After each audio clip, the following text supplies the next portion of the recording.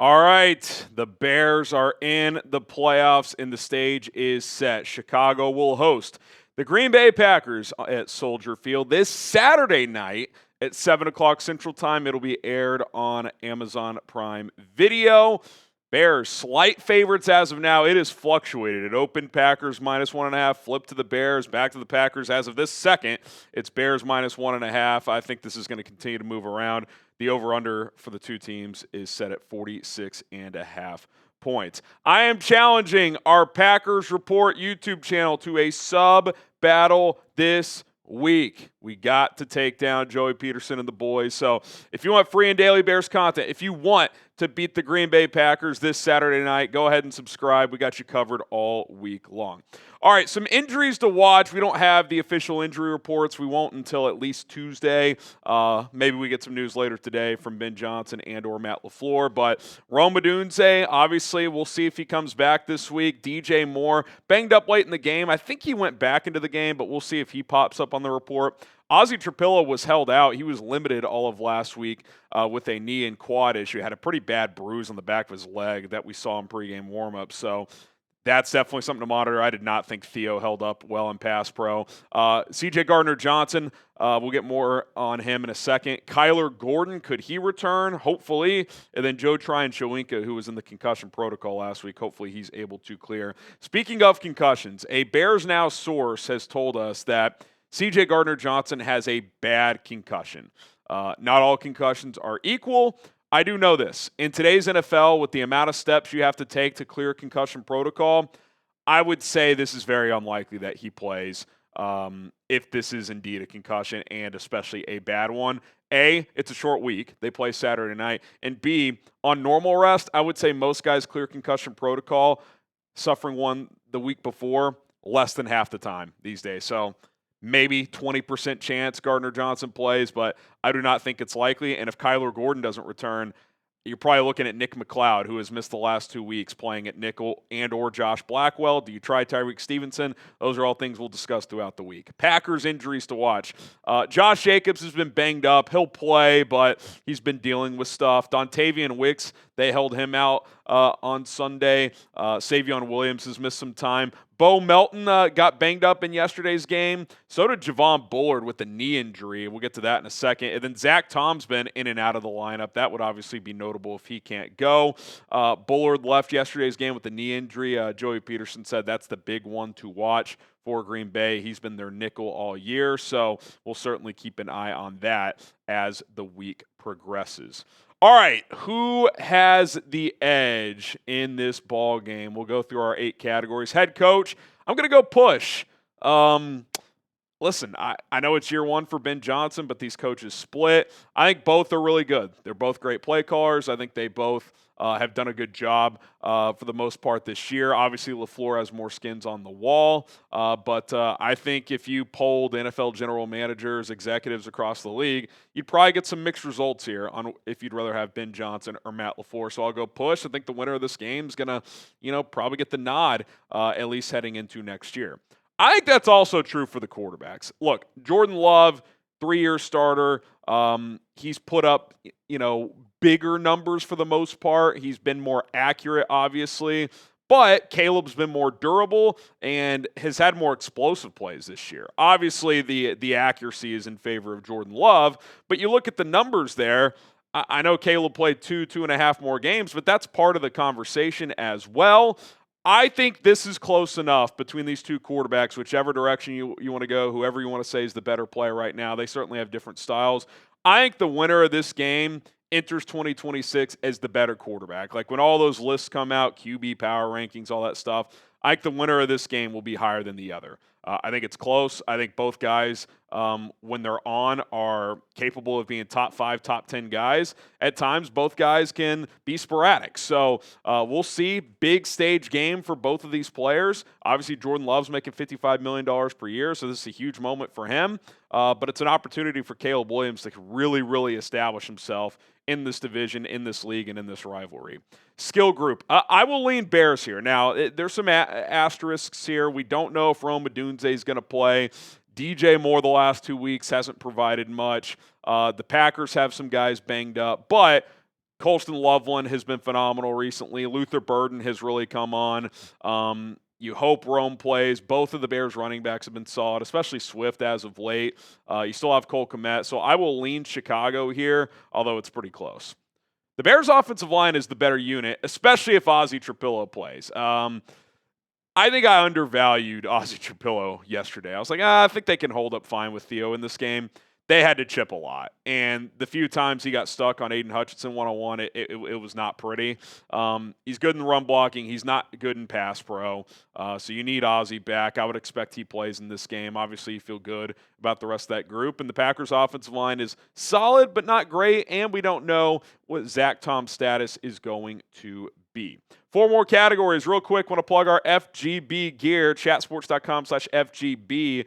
Get you to the FGB collection. But if you want to go straight to the shirt or straight to the hoodie, chatsports.com/FGB shirt, chatsports.com/FGB hoodie. Click, order, shop today.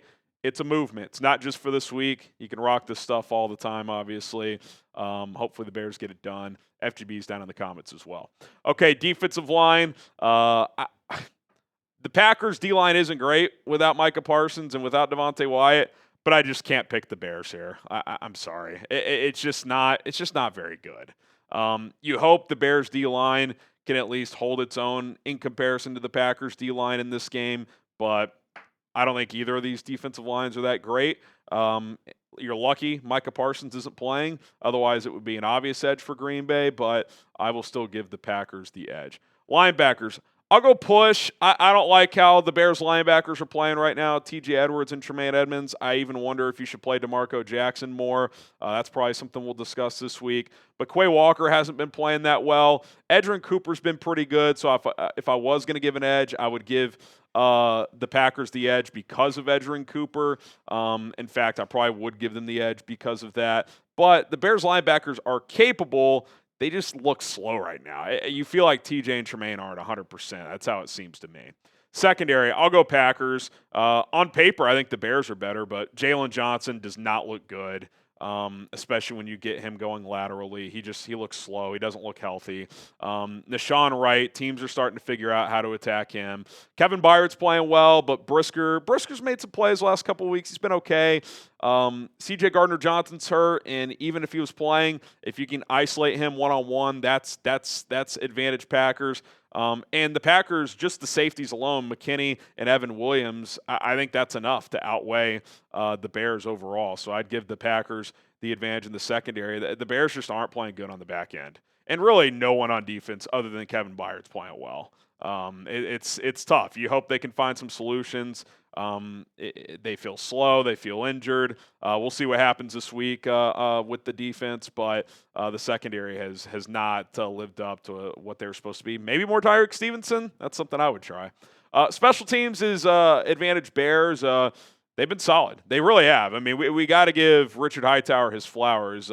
He turned a weakness into a strength on the fly this season. So got to give him a lot of credit. Cairo's been steady. The return game, has been better. It's still not amazing, but the kickoff coverage units have been good.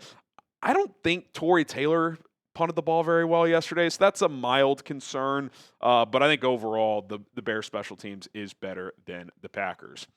All right, today's show is sponsored by Mando, the whole body deodorant products. You want to check these things out, and for a limited time only, you can get 20% off all of their products with code CHAT at checkout.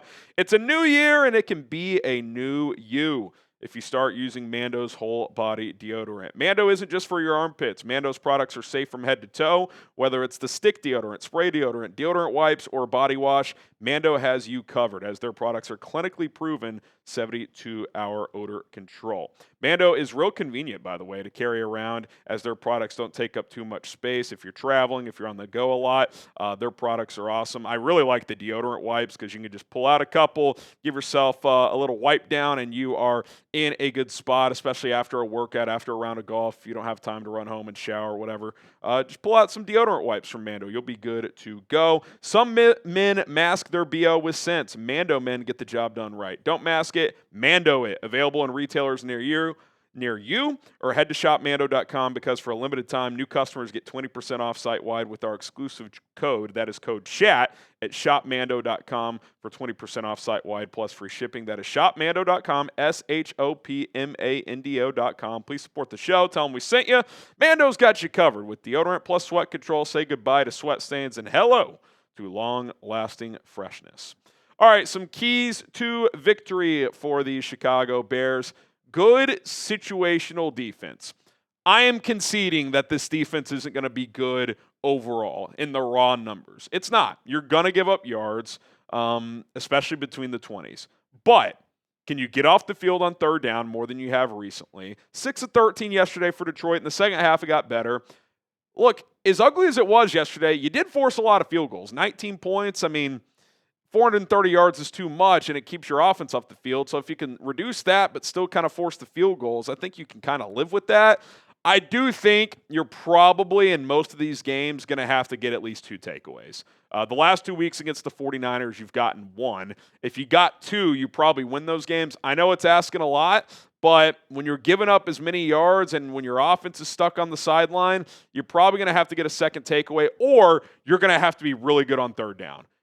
Keep them under 40%, which they have not done that in any of their big games recently. So if Dennis Allen can find a way to just be good situationally with his defense, I think you just have to take it at this point. Offensively, you just have to start faster. That's another thing to help your defense out, especially in these first half of games. You're getting killed in the time of possession, which we'll outline here in a minute. But look at the first quarter offense in your last 5 weeks. I did not include the Browns game because the Browns are the Browns. The first game at Lambeau Field, 0 points. The Packers game at home, 0 points. 49ers, you scored 14 in the first quarter, but 7 of those were on the pick six. And this week against Detroit, 0 points. But it goes further. In 3 of those 4 games, take San Francisco aside, they took advantage of a bad 49ers defense. The 2 Packers game and the Lions game, 3 total first half points. You kicked a field goal to end the first half in Lambeau. At home against the Packers, 0. Yesterday against the Lions, 0. That's not going to work. You can't do that. And it's not like they haven't moved the ball. You remember the second game against the Packers. You get all the way down there, 4th and 1. You tried the trick play, Cole Kmet, snap under his legs thing, come up empty, kind of derails the first half. Yesterday against the Lions, you're moving the ball some, and you kind of shoot yourselves in the foot. A couple drops, a couple missed throws, a little run heavy at times. It's just been a little out of sync early in these games. We know in the second half they seem to make adjustments, find things that work, but you can't just be a no-show for a half. You're just not going to win big-time games like this by not scoring. I'm not saying you need 21 points at halftime, but you need at least probably 10. You gotta put up points early on in this game, and more than that, you gotta sustain some drives to keep your defense on the sideline because they're really struggling right now. They feel tired, they feel exhausted, and they're just not playing that well. So how do you mask that? You keep the ball, and that gets us to our next point. I think you really got to get back to running the football, and this is not a shot at the pass game. The pass game has actually been really good the last month and a half or so. Like, it's really ticked up. That's why Caleb had a shot at 4,000 yards, because the passing game has been excellent. But the last 2 weeks, and against San Francisco, you were still getting 5 yards a pop, but only 22 carries. Yesterday, only 18 carries and less than 4 yards per carry against Detroit.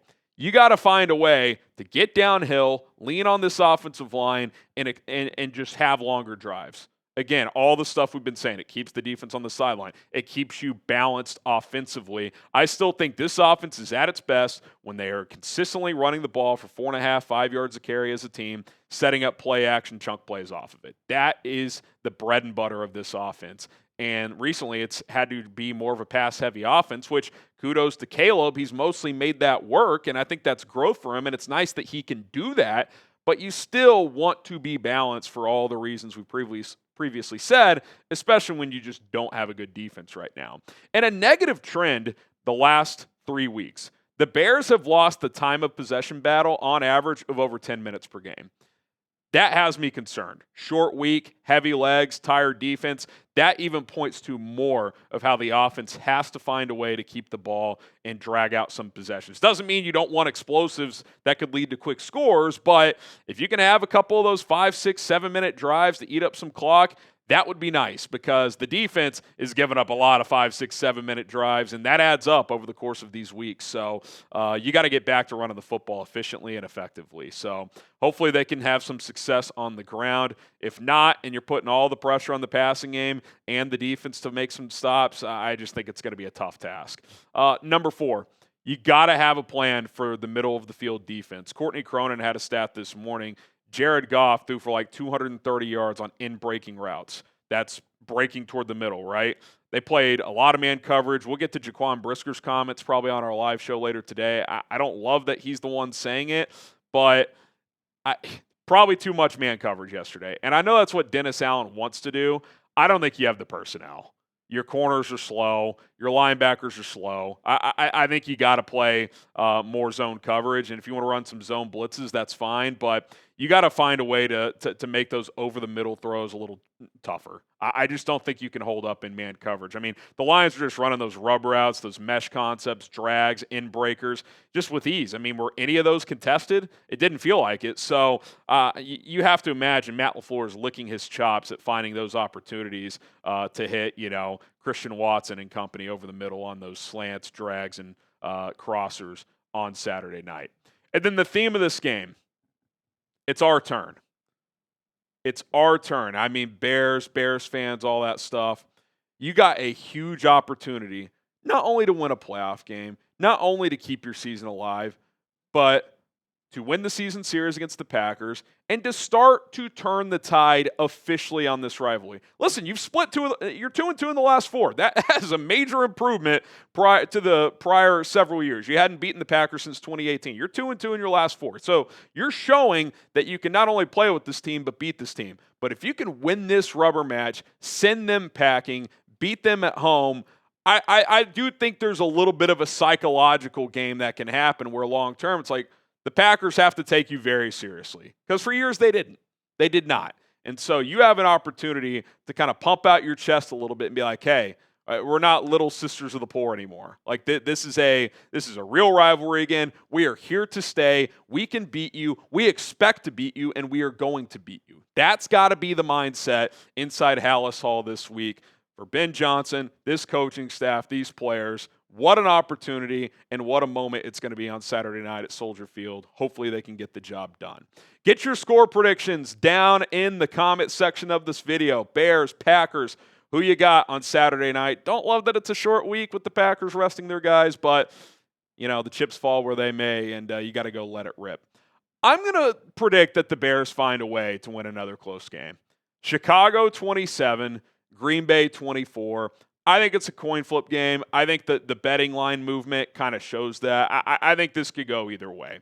If the Bears come out stronger in the first half, I like their chances. If they start out slow, it's going to be tough.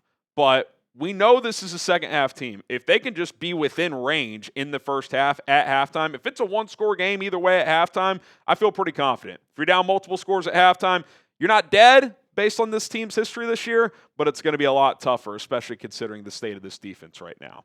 Get your score predictions in, and don't forget to subscribe to the channel. We are trying to take down the Packers Report this week. Bears-Packers content all week long, including this afternoon. We'll be live on the channel at 4 o'clock Central Time, so subscribe and join us for that. My name is Harrison Graham. Bear down.